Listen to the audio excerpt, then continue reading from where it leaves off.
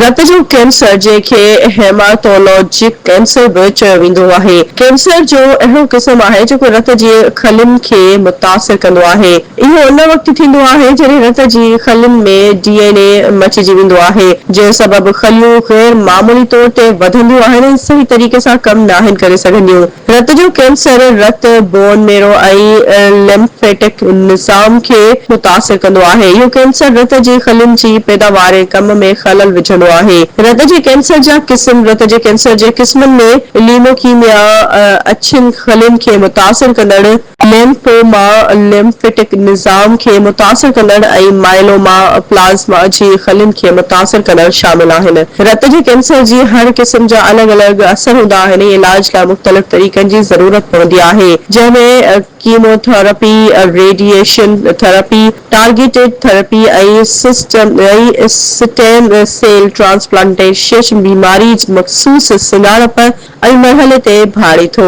अलामतूं कहिड़ियूं आहिनि? रत जी कैंसर जी अलामतुनि में मुसलसल थकावट, वज़न में वाज़े तौर ते घटिताई, हर इन्फेक्शन थियण, ज़ख़म अचण ऐं रत वहण, राति जो पघर अचण, संधनि में सूर, पेट में तकलीफ़, आम कमज़ोरी, बेचैनी वग़ैरह शामिल आहिनि। छा इहो मर्ज़ संगीन आहे? रत जो कैंसर हिकु संगीन हालत आहे जंहिंजो वक़्त सिर इलाज न कयो वञे त हू मौतमार साबित थी सघे थो।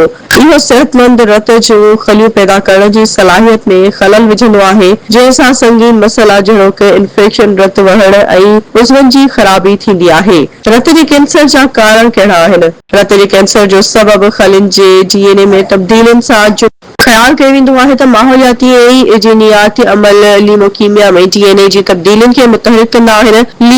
लीफोमा में रत जी अछियुनि खलियुनि जे जीन्स में तब्दीली उन्हनि जी बेकाबू थियण जो कारण बणिजंदी आहे। माइलोमा में बोन मेरो में प्लाज़्मा सेल विधी वेंदा आहिनि।